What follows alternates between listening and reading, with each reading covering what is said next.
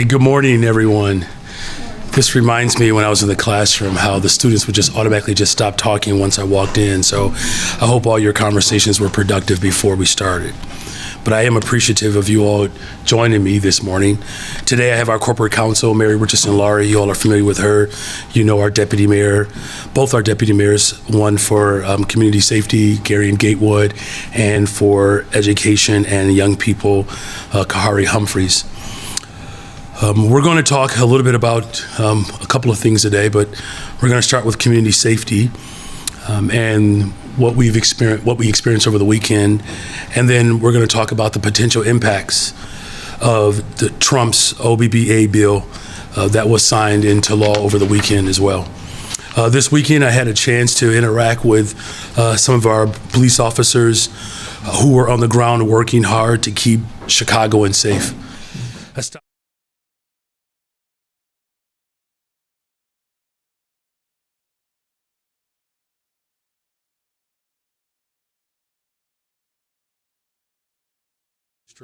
Much like what we've seen around the city, there's been a decline in homicides, decline in shooting victims as well, certainly compared to last year. Our officers are working hard to make our city safer, and I just want to take this opportunity to thank the 12th District officers and police officers really across our city who are working hard to manage large-scale events while also keeping people safe. I also had the opportunity to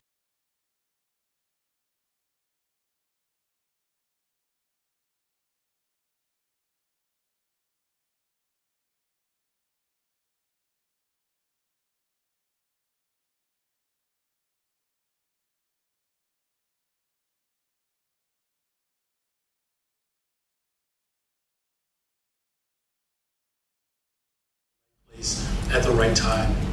So I want to thank again all of our city workers, but particularly the team at OEMC who exemplify the professionalism and excellence of city government. I also had the opportunity to stop by and sit down and engage with the community violence intervention workers, particularly at the Institute for Nonviolence Chicago.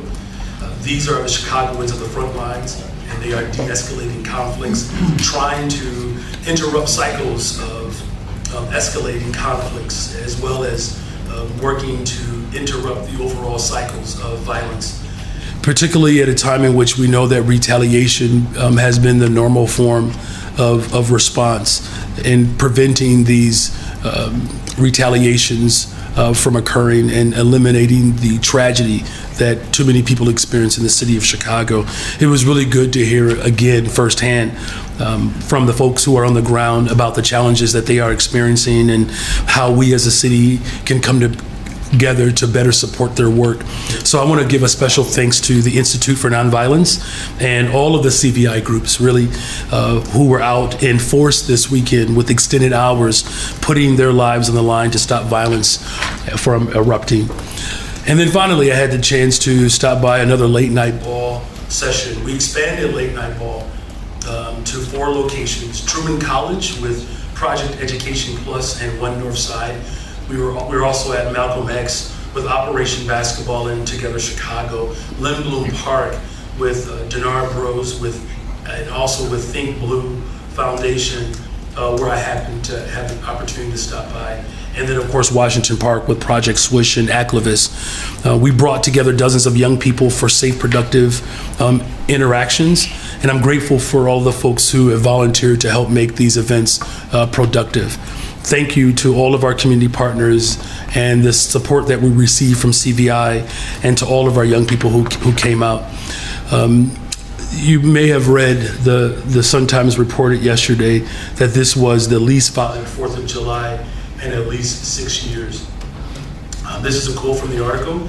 The weekend continues a recent trend after Chicago saw the least violent Memorial Day in at least 16 years.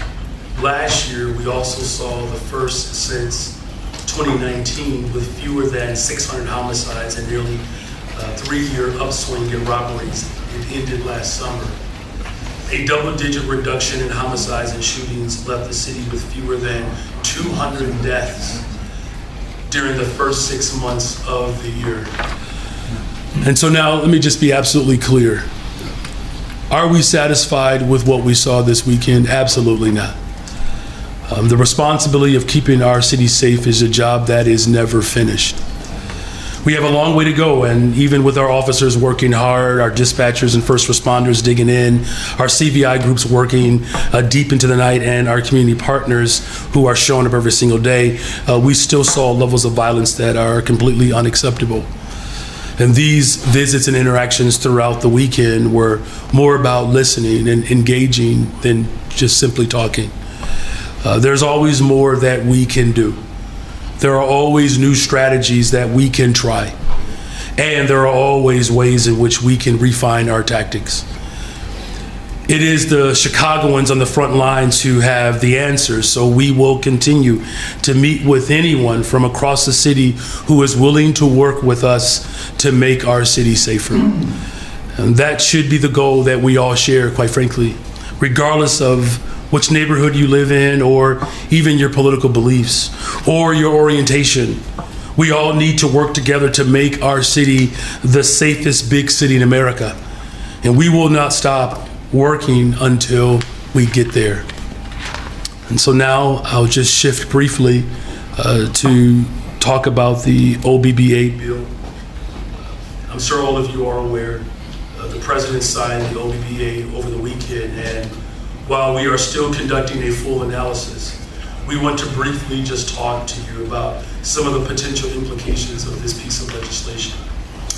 Economists and analysts all agree that this bill essentially represents the largest upward transfer of wealth in our nation's history. This bill literally takes from the poor to give to the rich. You often hear me quote Matthew 6:21, where your heart is, there your treasure will be also. And that Jesus the Christ, my Lord and Savior, follow the tenets that when you do for the least of these, you do unto me. This is the opposite of what my faith requires and what my faith calls for. And the primary way in which, this bill have found so-called savings, if you can even call them that, is through cutting health care for poor and working people. This bill is the deepest rollback of Medicaid in the history of our country. Our state could lose almost $50 billion over the next decade in Medicaid cuts alone. Roughly 1 million Chicagoans rely on Medicaid, half of which are children. On top of these cuts to health care, we will see devastating cuts to food programs. At a time in which 1 in 5 households in Chicago are food insecure, these cuts will cause even more hardship for those most in need. We have roughly 600,000 Chicagoans who rely on SNAP, and this bill is a direct assault on their ability to survive. I want to be clear. When we talk about community safety, it's no secret that poverty is a major driving factor in crime and violence. So these cuts not only continue to exacerbate neighborhoods that are riddled in poverty, this will put America at risk, particularly as we work to build public safety as a reality for people across this country. We are also seeing dramatic cuts to public education. Changes to the student loan programs will make the dream of attending college unattainable for poor and working families and will drive up the cost for middle-class students. They've also snuck in another scam voucher program which subsidizes private education for wealthy parents. The so-called Qualified Elementary and Secondary Education Scholarship could cost up to $51 billion a year. That's more than the federal government invests in public education for students with disabilities and high poverty schools combined. This is on top of the Trump administration freezing nearly $7 billion in federal education funding that had been allocated by Congress primarily to support after-school programs. And so what do all these cuts pay for? There are two main things. First, it's the largest upward transfer of wealth in our nation's history. cutting food, healthcare, and education for poor and working Americans is how they are paying for a $1 trillion tax cut for the ultra-rich. This is an abomination. This is sinful. It's unholy. But it reminds me of a quote by the Supreme Court Justice Brandeis when he said, "We must make our choice. We may have a democracy, or we may have wealth concentrated in the hands of a few, but we cannot have both." This bill is a fundamental attack on our democracy and our way of life. The other things and all the other cuts pay is for a massive increase in the masked, secret police that are terrorizing our communities. ICE. ICE will now have a larger budget than all but 15 of the world's militaries. It's a 4-year total. Its 4-year total is more than every military except for the United States and China. This is a direct assault on the civil liberties of all Americans and will fundamentally undermine our rights. As our budget and finance team continue to analyze the impacts of this bill, we will provide you with more updates on the impacts on Chicagoans and how we are going to fight back to protect our people. So thank you for indulging, and with that, I'm happy to answer any of your questions. Okay, we're going to start with that reporter. Just keep it short, all right?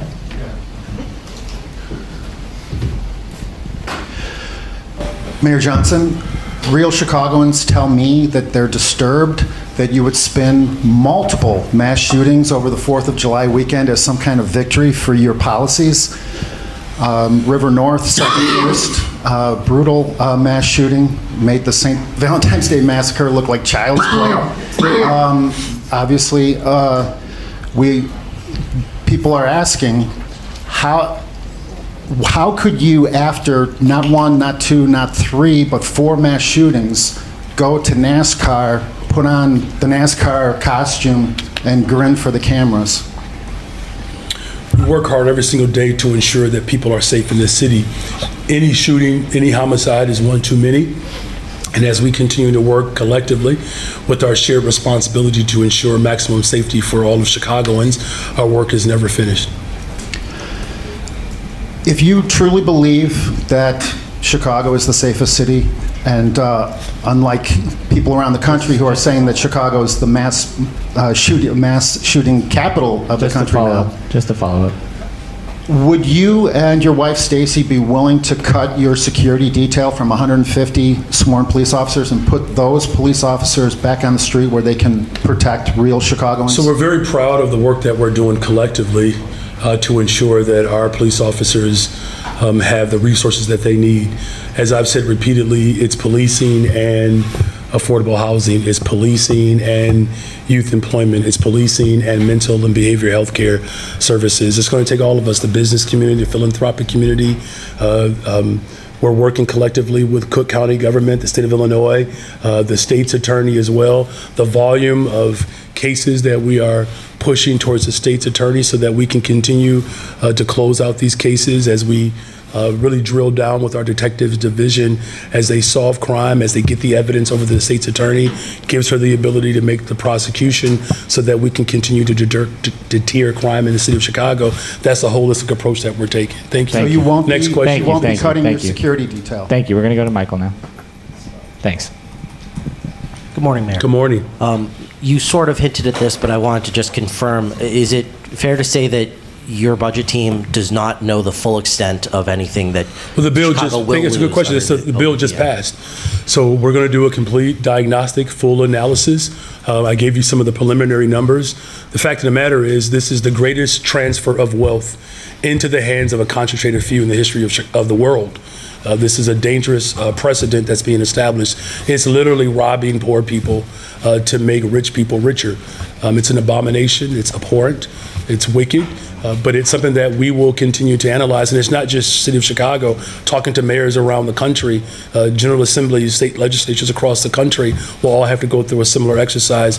I've already reached out to the board president. We're going to do a collective analysis around the full impact of this bill, and we're going to find, of course, collective ways in which we can fight back to ensure that working people are supported and that we're working to put people out of poverty. And I know that the city has held several budget roundtables in the last week or so, and I know there's another one coming up this week. Specifically for young people. Yes. Yep. What have you been aware of that's been discussed at those? What have people been talking about? And what other changes to this year's budget process are you excited about or are you making? Yeah, well, it's a great question. Here's what we're hearing. I think the first part of your question, excuse me, it sounds much worse than it really is, by the way, you all. This is what you get when you sleep underneath a fan for consecutive nights. But what we're hearing is that the investments that we're making around mental health, behavioral health care services, youth employment, investing in our CVI to drive violence down in the city of Chicago, affordable housing, people still want that. The residents are incredibly active in their interactions around those particular demands in terms of, how we're, approaching this now my third time, if you will, around. We're engaging earlier. We have as you know, a working group that will offer up some recommendations as well. And we're getting feedback from alders already around ways in which we can find progressive means for revenue. The bottom line is this: the revenue streams that we control in the city of Chicago are doing well. Can they grow? Absolutely. The revenue streams that we do not have control over, and in other words, state oversight, if you will, or state regulated, those are not performing as well. And so there's going to be, I believe, a more enriched conversation around how local control over progressive revenue streams can meet the demands of this moment. People are hungry for righteousness, quite frankly, and righteousness is ensuring that people can live and thrive in their communities and feel safe doing it. So building the safest, most affordable big city in America, to the last part of your question, is really what I'm most excited about. Thank you. Hi, Mayor. Hey. Given the bill's massive increase for ICE and the willingness of the Trump administration to change the way that it uses ICE agents, especially since what we saw in Los Angeles yesterday in MacArthur Park, does the city fundamentally need to rethink how it interacts with federal officials when it comes to not just immigration, but every level, considering that increase in the funding and the willingness to no longer operate as it had under previous administrations? Well, first of all, thank you for the question. And it's clear that the President of the United States of America is using ICE, this particular federal entity, as a militarized force. That is obvious. It's unprecedented. To your question, and I appreciate the analysis that you've offered, is that the city of Chicago, like all cities across America, will have to be far more thoughtful and even innovative in how we approach the federal government, period. Look, I don't often quote, historic leaders, but Brandeis is probably one of the more progressive voices of that time. And as I mentioned, you either want democracy or you want an oligarchy, right? And I want democracy, and I believe most Americans, if not all Americans, want that as well. So this is unprecedented. And to the extent in which we're going to have to rely upon one another, other cities and states coming together to find the best way in which we can interact with a federal government that is quite hostile towards states and cities, that's going to be an ongoing effort. Excuse me. Please continue. I'm just coughing a little bit. I was going to ask about the proposal to legalize ADUs, associated or auxiliary dwelling units. Should each alderperson have the authority to decide in his or her ward whether those units should be permitted, or should there be citywide permission for those units to be built? We have a citywide strategy to build more housing, more affordable housing, more market rate housing. That's an expectation that is from one end of the city to the other.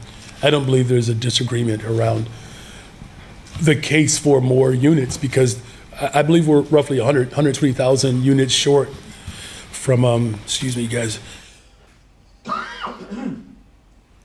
about 120,000 units short from having a sufficient amount of units to ensure real affordability. We put forth an amendment to see to it that the city as a whole is responding to the housing crises. That's the expectation that I have. That's the desire that I have. And quite frankly, I believe it's the desire of most Chicagoans, whether you're on the north side or southeast side, anywhere else in between. We need more units. That's the way in which we're going to drive the pricing for housing down.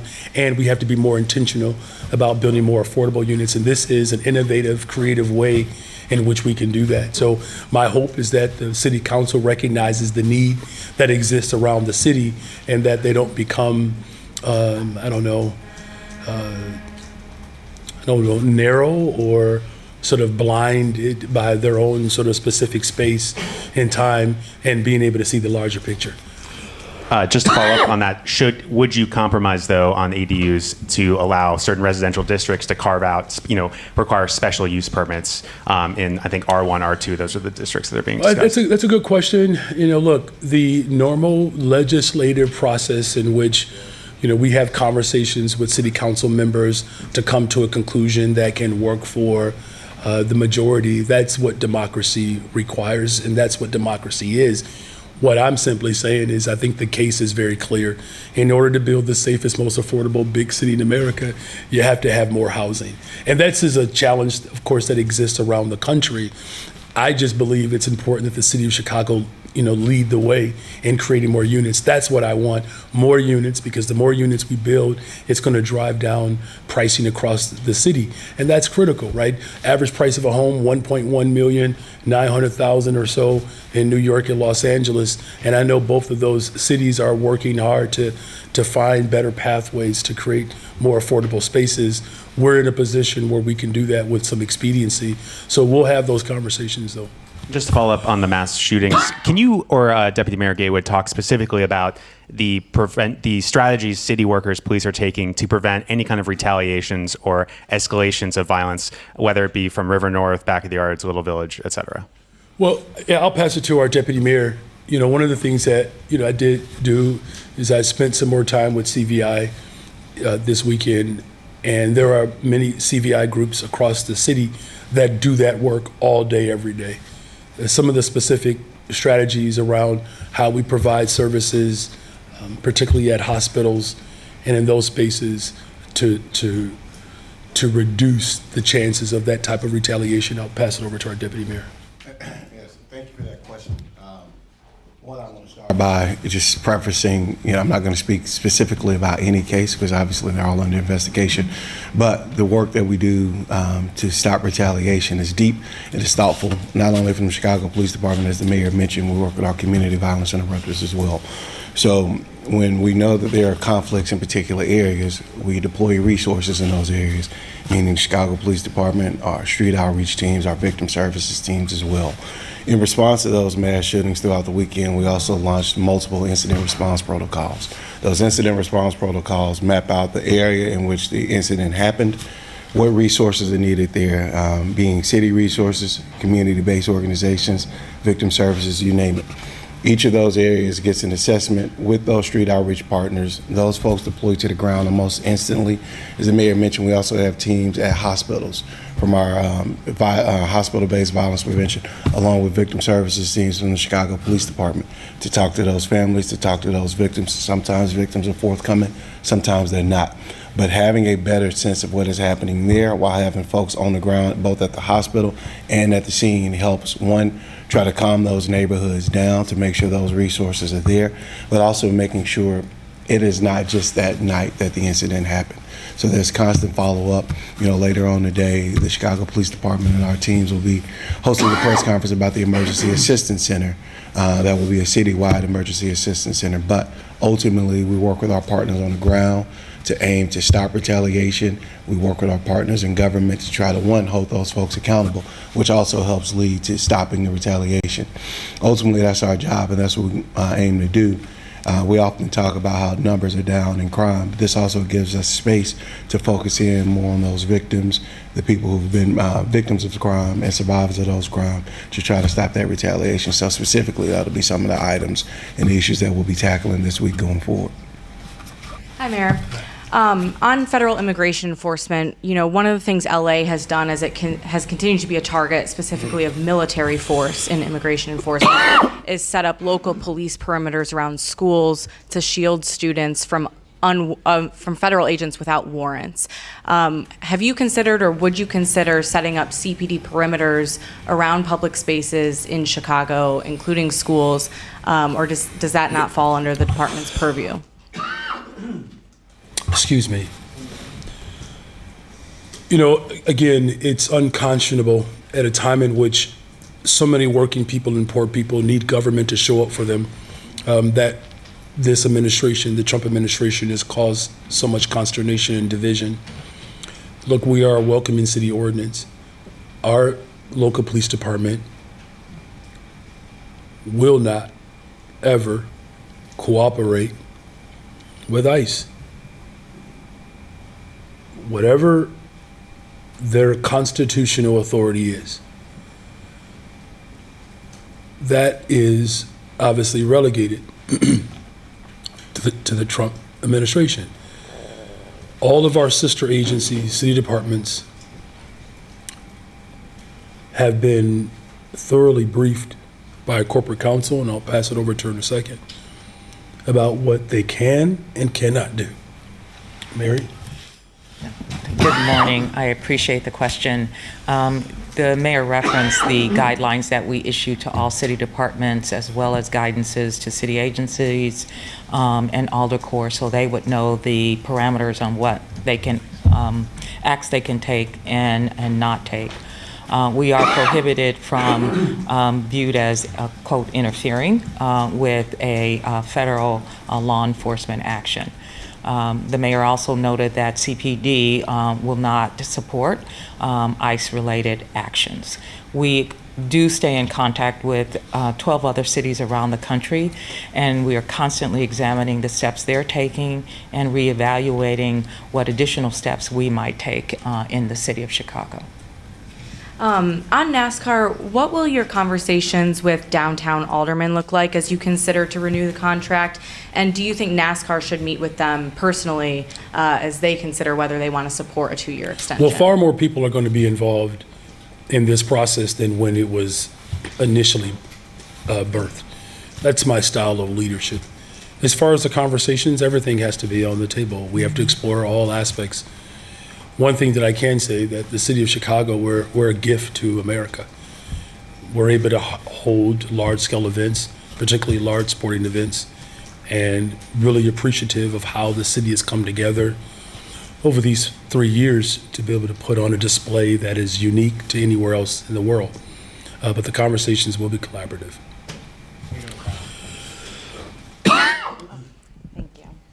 Hi, Mayor. Just to kind of touch base on the whole NASCAR thing, can you kind of go into depth about just the success of it, and if you plan on using any of that revenue to be able to use it in those outreach programs for these mass shootings that we have had over the last week? Well, let me just say again, the tragedy that families have experienced as a result of the cowardly, hateful, violent attack against people. It's just unacceptable, and we're going to continue to put forth the full force of government to provide and bring justice to these families. As far as revenue is concerned, it's not necessarily relegated to that particular event. We need revenue, period, to be able to continue to drive violence down in the city of Chicago. We are experiencing unprecedented numbers, or numbers that we have not seen in decades. And that's a good thing, right? And one homicide, one shooting is still one too many. And the decline of violence is the result of the full force of government working with all entities of government at every single level of government and making critical investments, particularly in communities that have been starved for decades. I think when it comes to the in-depth conversation around the economic impact of NASCAR, we'll see those numbers when they come out this year. There's been some, recognition, particularly viewership is certainly up. I want to just publicly thank Julie Giese for her work to drive activity to all of our respective neighborhoods. That's something that's important to me. I think it's important for all Chicagoans to know that we are addressing critical issues. Even when we bring big attractions to Chicago, we're addressing critical issues in an equitable way. That is my commitment to Chicago. That is the only pathway I believe in that will secure the safest, most affordable big city. And we're going to need partners to do that. Thank you so much. Hello, Mayor. Just You get one question per cough. All right. No. yes.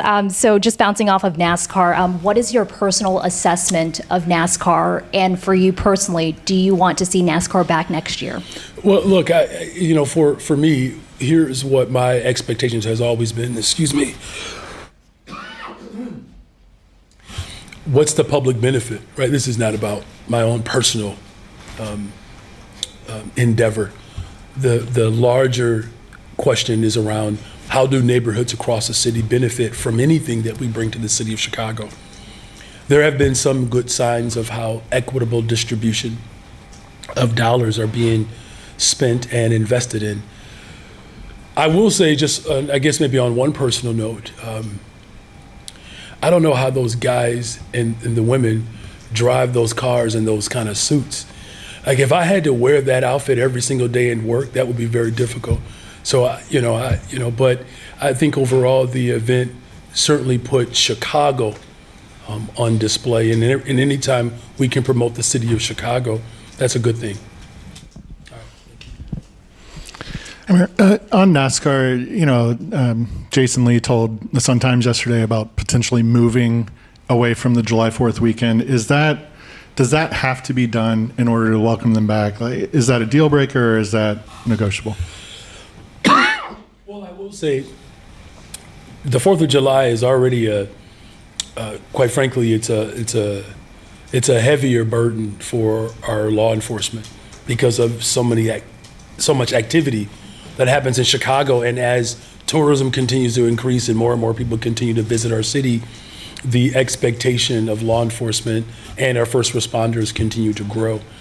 It's something that, I believe that will be a part of the larger discussion.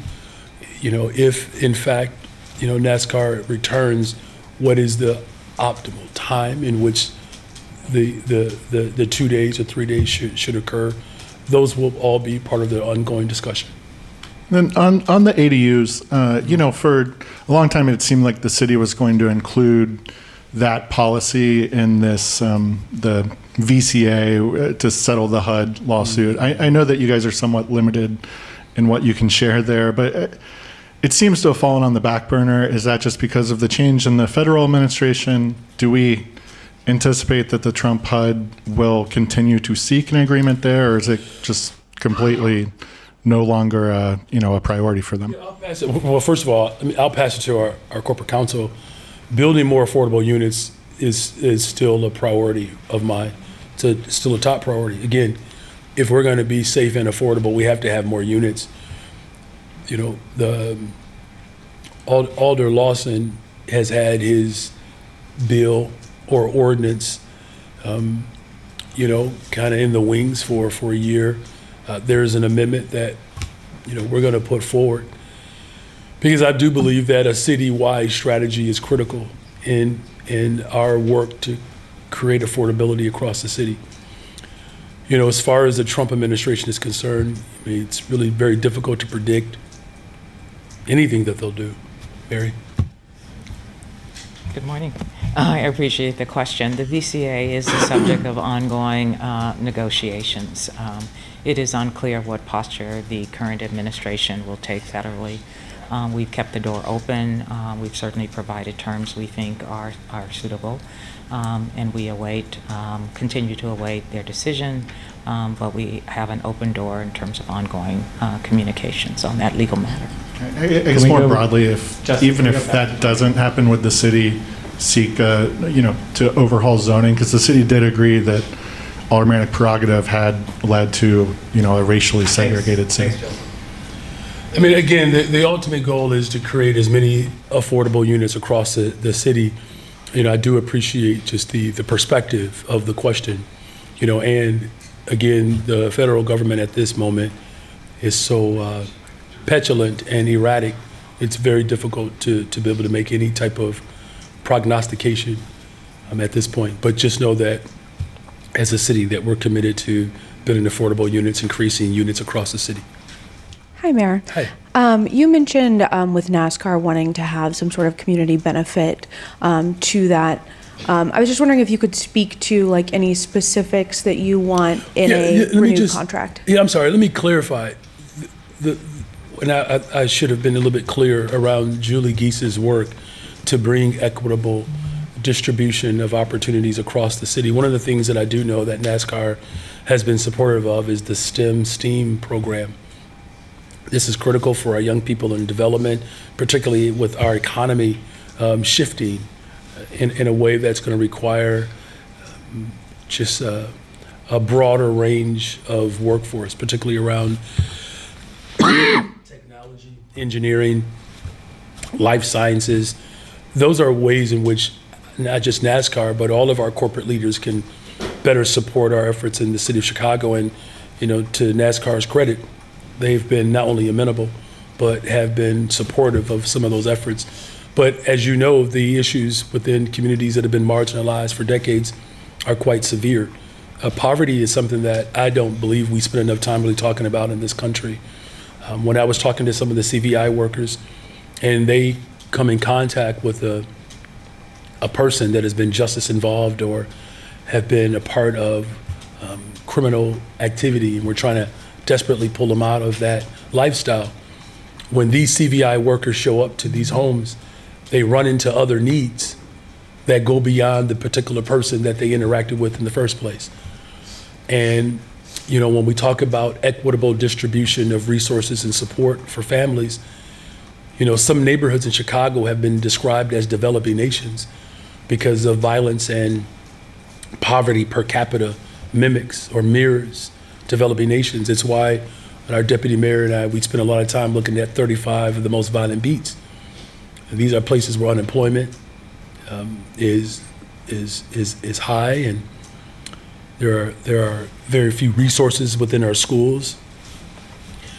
And so it's part of a larger political strategy of business and the philanthropic community coming together to ensure that families can benefit from the wealth that clearly exists in this country.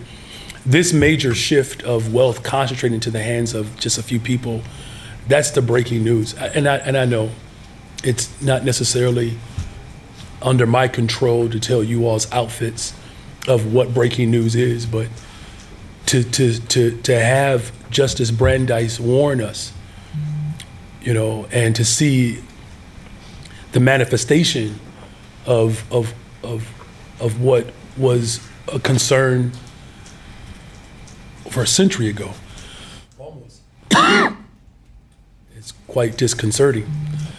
So I know that's a longer-winded response to your overall question, but I just wanted you to understand that it's not hyper-concentrated with NASCAR. It's that corporate leaders have to decide if this democracy is worth it. And if it is, it requires us to spend more time in these communities to offer up as many opportunities as possible. Are there any targets in that contract renewal that you would want NASCAR to do to, further invest in the city? Any specifics? There will be a lot of things that we will discuss. But at this point, I just want to be very clear that we're asking all of our corporate leaders to take a deep look into what is happening in this country. We can't have both. You don't have a democracy if the control is in the hands of 2 or 3 or a handful of people. That's no longer a democracy, you all. And I just hope that the people of America, certainly we will do our part in Chicago, but the people of America fight to defend this democracy. Good morning, Mayor. Good morning. Can you confirm that you're going to push for a vote on the ADU ordinance next week? And does that mean you're confident you have 26 votes? Well, we've put forth an amendment. The amendment is there to create more units and to create a pathway for more units across the city. We will have ongoing conversations with alders. I always go into any battle with confidence that we will prevail. That's how I got here. And to clarify, when you said earlier that we need local control over progressive revenue streams, are you talking about giving the city the power to pass taxes that would normally go through the state legislator, or what did you mean by local control? Yes. Yes. Okay. Yes. Hey, Mayor. Hey. There's been major pushback, of course, against the ADU ordinance, and one alderman called it an all-out attack on his Southwest Side ward. Where do you think that resistance comes from? You have to ask that person. I don't know why anybody would be resistant or reticent to expanding more opportunities for affordable units across this city. Look, it's about creating safe, affordable communities. Now, I'm going to have conversations with everyone, but building more affordable units is not an attack. It's actually a response to attack against working people in this city who have worked very hard to build family and build community here. And I want to make sure that those working people stay here. When I've talked to Alderman Quinn in the past, who is that alderman, one thing he said is people move to his area for the single-family housing, the kind of lone plots. And he, I think, feels like his constituents would be worried about losing that. What do you say to people in his neighborhood about that? Look, I understand, people having concerns about, an approach towards innovation to build more units and how that could impact their living experience. I think it's healthy to have those type of conversations. No one is in opposition to having those conversations. We do have to solve the fact that we have 120,000 less units that we need at this point to be able to maintain affordability. Here's what I don't want. I don't want families on the southwest, southeast, west, northwest to be forced out of their communities because they can no longer afford to live here. So people do move into communities because they feel comfortable, they feel safe, they appreciate the schools, and a host of other things that they like. What I'm simply offering is an opportunity to expand and grow that, and to also sustain and protect what we do have. Morning. So, Good morning. To my memory, at least since the 90s, venues in New York City have checked or been able to check guests for weapons of all kinds. Meanwhile, these flash mobs or whatever trends have gotten so that they're overwhelming not only Chicago police but suburban police forces. So I'm wondering on the gunplay stuff, because there have been robberies of venues as well. Is it going to get to the point where we're going to have to emulate what New York is doing? And on the flash mobbing or teen and older trend stuff, is it going to get to the case that communities are going to have to do vigilance community policing? Because the Second Amendment does give you the right to defend yourself and your community when the powers that be can't cut the mustard on that.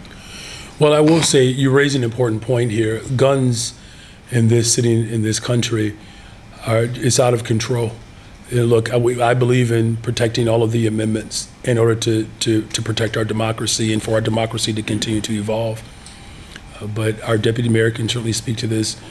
When I talk to police officers, particularly those who've been on the job for a while, they'll go to a shooting scene where once upon a time you might see, essentially even going back to the 90s, you might have 5, 7, 10 shell casings. Now you go to a shooting scene and there's 60, 70, 80 shell casings. And we're talking about getting off multiple shots in a matter of seconds. And I'm going to pass it to Mary in a second because we do have a couple of lawsuits that we have put forward, in order to protect the people of this city. Right now, the city of Chicago, on average, our police officers remove about 35 guns off the streets of Chicago a day. Is that right? About 35 guns per day. And in many different points of the city, we constantly are working to remove guns and illegal guns off the streets of Chicago. But we've taken a couple of steps forward, particularly around some lawsuits And I don't want to speak to, what our next steps, could look like, but I do know that we are working incredibly hard to remove guns off the street, Mary, or lawsuits. I appreciate the question, and it's certainly a timely one. You may be aware that we sued Westforth, which is a gun distributor, was a gun distributor on the border of Indiana and Illinois, and we helped to facilitate their closure. That has assisted with cutting down the number of guns that move into the city of Chicago. We still have a much larger problem, and so we have an active suit with Glock, specifically also around switches. The use of switches allows individuals to do precisely what the mayor just articulated. One gun, lots of bullets, lots of bodies. So we are taking a very assertive litigative stance against Glock, the use of switches, and that will continue until we can bring it to final resolution and have them held to account for the proliferation of those items in the city. Okay, and unrelated follow-up. Mark, you asked such a great question. Gary wants to weigh in on it as well. As both the mayor and corporation council have mentioned, we have a problem with access to guns in the city. Just the sheer volume. As the mayor mentioned, you were able to go on a crime scene years ago. I mean, I've been in places where now you see 80, 90 shell casings, and it is just the access to guns, basically weapons of mass destruction. You have assault rifles, you have Glocks that are on our streets, and we are recovering. I mean, since the mayor's been here, over 20,000 guns have been recovered from the streets of Chicago. But that doesn't account for just the levels and the sheer violence that we can see. Questions have been asked about River North. That was the worst mass shooting in the history of our city, and it could have been worse because of the access to guns. So it's important that, one, we are able to work together to hold folks accountable, able to continue to do the work to get guns off our streets. But I think people just need to understand just the sheer volume and access to guns in our city from surrounding areas that are brought into our city is one of the major problems. So we have to continue to do that work of creating opportunities for people, but also on the other side, holding people accountable for the harms that they cause in communities. You asked the question about checks. At 31st Street Beach, there are gun checks. At North Avenue Beach, there are gun checks. There are a lot of times where people are arrested for having guns, right? To make sure when people are going in that they are safe. So the Chicago Police Department does that work on a consistent basis. As the mayor mentioned, we won't opine on what's coming in the future, but just know that the access to guns and limiting access to illegal guns that are causing harm on our streets is our #1 issue. Okay. And an unrelated follow-up question. Now that Walter Burnett throwing his hat in the ring for heading the CHA is no longer a rumor, who would conceivably replace him or who conceivably is on the short list to conceivably replace him as vice mayor? Should he get that? I really appreciate you. I really do, Mark. Let me just say, Vice Mayor. No, I got you. Let me just say, Vice Mayor Alderman Walter Burnett has just been an incredible, asset to the people of Chicago. His leadership, spans 30 years. In fact, quick little story. When I used to work at the New City YMCA in Cabrini Green before I became a teacher, I interacted with the alderman on a regular basis. We're doing a lot of youth programming and support services for Cabrini Green residents. And when I met Alderman Burnett, he was the same man that he is today as who he was when I met him, 25 years ago or so. And when I was just kind of a young man, young organizer coming up in the work, he put his arms around me like he did many folks. Now, I did not join his political organization, but we were very strategic in our work to make sure that young people had access to resources and services. And I always remind him, this is why you got to be careful how you treat people. And because he was nice to me is why, he's vice mayor. No, I'm teasing. But I will say that, his lived experience around public housing is just, it's the type of experience that is rare. You very rarely find someone who has that type of compassion and understanding around the value of building more affordable housing, but particularly public housing. So there's a process that is going forward, and he is someone that I am, seriously considering, along with two other, potential candidates. Now, as far as what happens afterwards, it's too early to speculate, because obviously, if he does move forward for this particular role, there will be a process to fill his vacancy as alder. That would be the first thing. And then in terms of who would be the vice mayor, it just really depends on, whether or not we move forward with him, first of all, and having more conversations around, who could fulfill that role. Because whoever the vice mayor is, that's the person that I trust that in the event I'm not able to serve, that's the person who would fill in. But thank you for that question, and really shout out to Alderman Burnett for his 30 years of service. So you're waiting to cross that road? We'll cross that bridge when we get there. Yeah, thank you. You know the cough drop now? No, I do have another one. It's almost over. It would have been over if Paris wouldn't show up. If I didn't show up. Mosey on in late. It's Sorry okay. about It's that. okay. It was I'm important actually to get here, feeling. though. It's all good. Mayor, the city of Detroit had a violent 4th of July weekend, and the mayor there is responding by cracking down on curfew violations. So they have a 10 p.m. curfew for minors, and he's proposing a $500 fine for parents of children that violate the curfew. Is that? I know you've been pretty lukewarm on curfews, but fining parents, is that a route that the city of Chicago might explore? Well, we're not lukewarm on curfews. We actually have one. It's 10 p.m., right? Mm-hmm. So we do have a curfew, right? So there's no hotter. There's either you are in violation or not. So it's not lukewarm there. As far as parental involvement, as a parent, I work hard every single day to make sure that my children have the best of the best. And I know there are parents around the city who want what's best for their children as well. As a former public school teacher, as a parent, I've spoken to them. And I'm only going to speak for the city of Chicago, that we have worked hard to bring the full force of government forward in order to create as many safe spaces for our young people and people in general, but also making those critical investments that have ultimately led to the decline of violence that we're seeing, policing and, right?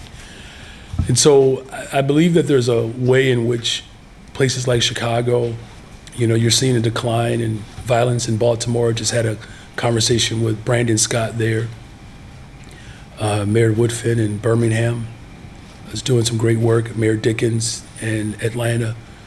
Talked to Mayor Cavalier Johnson in Milwaukee the other day ago, and our thoughts and prayers are still with the Milwaukee Police Department, who lost one of theirs in the line of duty. So what I'm getting at is that there's an approach that's happening all over the country where people are leading with a full force holistic approach, and we're seeing the positive results. It certainly doesn't obfuscate our responsibility to continue to find ways in which we can reduce violence even more, but ensuring that our parents have everything that they need so that they can show up better for their children. That's what the ultimate goal is. I mean, fining parents for their children violating curfew, is that an effective tool, you think, for a city to use? Again, I can't speak for Detroit. If that's the direction in which they're proposing, I only can speak for Chicago. What we believe is an effective tool is using multiple tools, if you will, to approach community safety, and that's what we're going to continue to do. Mayor, and did you just walk around with cough drops, Craig? No, but having had a cough before, I know did the you? value Okay. of carrying it with me just in case. Okay. So I was going to toss one up at you, but I didn't want to get arrested. Anyways, let me first of all just ask you, get your reaction. We're hearing that Ed Burke may be getting released from prison today. He was sentenced to 2 years. Typically, in the federal system, you do 85%. He would have done far less than that. Is that really justice for the people of Chicago to have a sentence lessened like this? And does it set a bad precedent?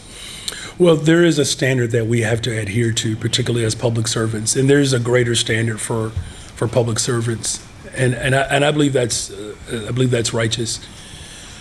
I don't know all the details and circumstances around the sentence, if you will. And this is the first I'm hearing of it. What I can say is that it is critical, though, that public servants adhere and maintain. I just got cough drops coming from everywhere now. I wonder if I talk about progressive revenue enough, if just progressive revenue would just kind of fall off the sky like these halls are. But the standard is righteous, right? That, every day that we have to work to earn the public trust. And I think to your question about the precedent, there's no secret that the city of Chicago and county of Cook, state of Illinois, has had its share of public servants letting the residents down. I'm just going to be hopeful that, whatever the circumstances around, how his sentence is being carried out, that whomever is involved in that approach is that they understand that sending the message, a strong message, that violating the public trust, that you will be held accountable. But, outside of that, Craig, I'm going to do my very best to make sure that I'm living out the hopes and expectations that the people of Chicago entrusted me with when I was sworn in. On violence, kind of the headline this morning was about the impact. You talked a little about I guess, what I might call the ripple effects of, cuts. Are there cuts that you're seeing potentially that could directly impact the efforts of law enforcement? And I know you've got the whole city approach, is not understanding all of that. Are there direct cuts to law enforcement that perhaps you're seeing? And before you say a thank you at the end, my colleague Sarah Schulte didn't get let up by the police downstairs, so I've got a question for you for her. Okay. Why didn't she get let up? Police wouldn't let her up. Oh, okay. Can we find out what's going on? Yeah, we tried to rectify it, but she don't. Oh, okay. All right. Yeah, I mean, the first thing that I will say, the way CBI and CPD is working together, it's well past due. It's about time, and I'm grateful for that partnership. So the work that law enforcement does, because there's been so much pressure on police officers to do more than just policing, and I'll get to the direct impact, but there is an impact when CVI is cut, right? Because it then places more of a burden, if you will, or responsibility on law enforcement to provide support and intel that CVI does an excellent job at doing.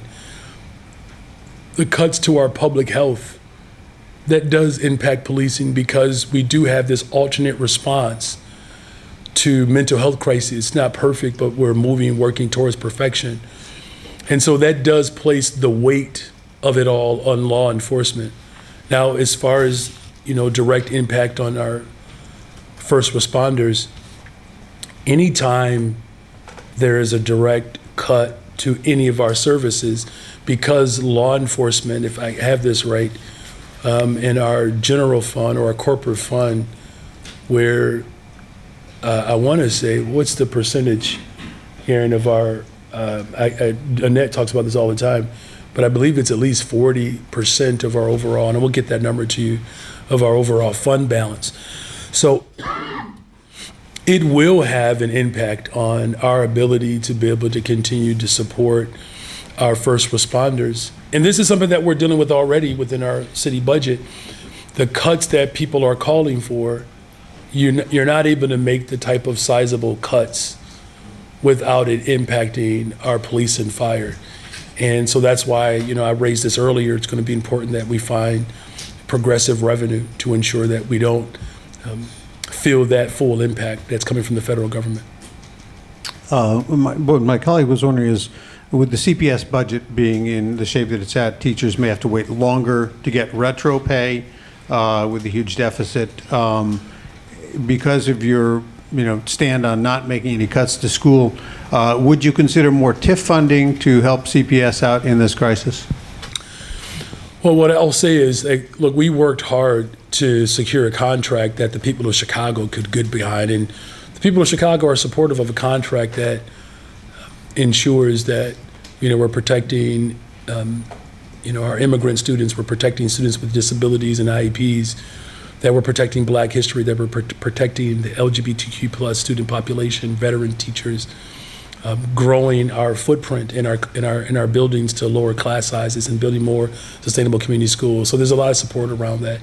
The budget challenges that we are experiencing are really the direct result of what we've said before, of what we've inherited, right? We have a tremendous liability or debt obligation around pensions, and we're going to continue to work towards rectifying that.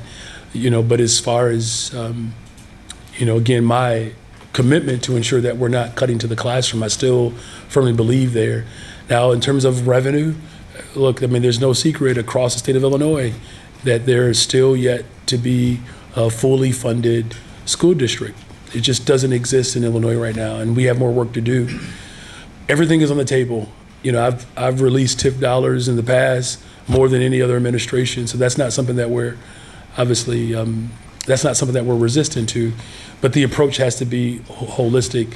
And so I know there are ongoing conversations with the General Assembly, around how we can better support our school districts across the state of Illinois, especially at a time in which the federal government has clearly attacked our public education system. Oh, here we go. If both of us start coughing, it's going to be a problem. We'll never get through this press conference. But I will say this, though. The fact that this privatization scheme of what could cost $51 billion over the course of the life of this tool, where they're spending more money to subsidize rich people in private education than they are investing in special education and schools where there's extreme poverty. It's real lopsided right now, and I appreciate the question from your colleague. It's real lopsided right now in a country where you literally see the concentration of wealth going into the hands of the ultra rich, and then here we are looking at bite-sized operations to fund schools for working and poor people. This is not the dreams of our ancestors, you all, and I just hope and pray that the people of Chicago stand firm alongside of me as we fight to ensure that public education becomes fully funded for working people. And just to follow up to that, given the fact that CPS could not pay the $175 million that you were expecting from them, it looks even less likely that they'll be able to pay that now, or whatever the amount is supposed to be this year. Have you given up the hope of getting that money from CPS given their current budget crisis? Well, I am committed to making sure that the Board of Education and the Chicago Public Schools moves towards a sustainable government entity that works in full independence of the city of Chicago.